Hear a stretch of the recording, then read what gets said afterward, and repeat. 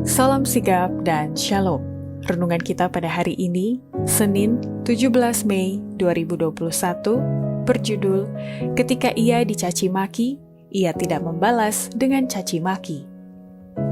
Ayat intinya terdapat di dalam 1 Petrus 2 ayat 23. Ketika ia dicaci maki, ia tidak membalas dengan mencaci maki. Ketika ia menderita, ia tidak mengancam, tetapi ia menyerahkannya kepada Dia yang menghakimi dengan adil. Pena Inspirasi menuliskan yang dimaksud dengan judul renungan kita pagi ini, ketika ia dicaci maki, ia tidak membalas dengan caci maki. Dan ini yang harus menjadi landasan, patron kita berpijak, dengan menuruti teladan yang sempurna itu adalah sebagai berikut. Pertama, seseorang telah meneladani Yesus dengan tidak membalas caci maki adalah bila mana orang itu sudah hidup selaras dengan kehendak Allah yang memiliki sifat-sifat kasih dan belas kasihan yang manis dan mampu menjaga ketenangan dan penguasaan diri. Demikianlah juga orang Kristen yang hidup selaras dengan Allah, yang memiliki sifat-sifat kasih dan belas kasihan yang manis, akan merasakan kemarahan yang benar terhadap dosa. Tetapi ia tidak dibangkitkan oleh hawa nafsu untuk mencaci maki orang-orang yang mencaci maki dia. Bahkan dalam menghadapi mereka yang digerakkan oleh kuasa dari bawah untuk mempertahankan kepalsuan sekalipun, dalam Kristus ia akan tetap menjaga ketenangan dan tetap menguasai diri. Kedua, seseorang telah meneladani Yesus dengan tidak membalas caci maki adalah bila mana orang itu telah berhasil melawan perasaannya dari sudut pandang yang gelap, yang oleh sebagian besar orang-orang masih suka merawat sifat kemarahan itu. Banyak orang melihat sesuatu dari sudut pandang mereka yang paling gelap. Mereka memperbesar yang mereka anggap keluhan, merawat kemarahan, dan dipenuhi oleh dendam, perasaan benci. Padahal sebenarnya tidak ada alasan untuk semua perasaan ini. Lawanlah perasaan yang salah ini, dan engkau akan mengalami perubahan besar dalam pergaulanmu dengan sesamamu manusia.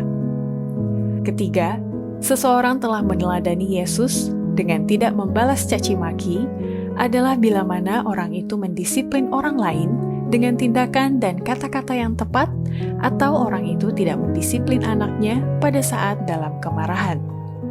Allah mempunyai perhatian yang lembut pada anak-anak. Ia ingin agar mereka memperoleh kemenangan setiap hari.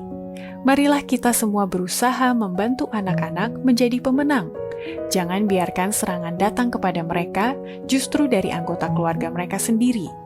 Jangan biarkan tindakanmu dan kata-katamu menjadi sesuatu yang membangkitkan amarah anak-anakmu. Namun demikian, mereka harus didisiplin dengan tepat dan diperbaiki apabila mereka melakukan kesalahan, tetapi jangan dalam kemarahan.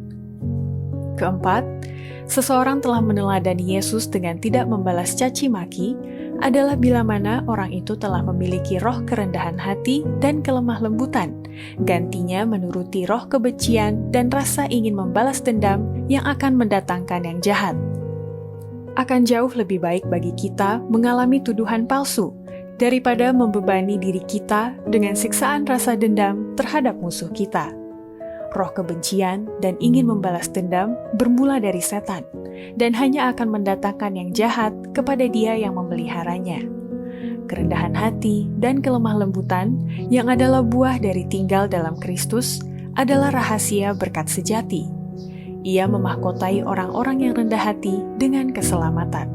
Mazmur 149 ayat 4. Kelima, seseorang telah meneladani Yesus dengan tidak membalas caci maki adalah karena orang itu telah berhasil mendapat petunjuk mencari Allah dalam doa, sehingga ia tidak berbicara saat jengkel. Biarlah mereka yang mudah jengkel atau terganggu menolak membalas bila mana kepada mereka diucapkan kata-kata yang menjengkelkan atau menyakiti hati mereka. Biarlah mereka mencari Allah dalam doa, memohon kepadanya untuk menunjukkan kepada mereka bagaimana bekerja bagi jiwa-jiwa yang sedang binasa dalam dosa. Cobalah itu, saudara-saudara, cobalah. Salibkanlah dirimu sendiri, gantinya berusaha menyalibkan saudara-saudaramu. Setiap orang yang mau mengikut aku, kata Kristus, ia harus menyangkal dirinya, memikul salibnya, dan mengikut aku. Matius 16 ayat 24. Demikianlah renungan kita pada hari ini. Kiranya Tuhan memberkati kita semua.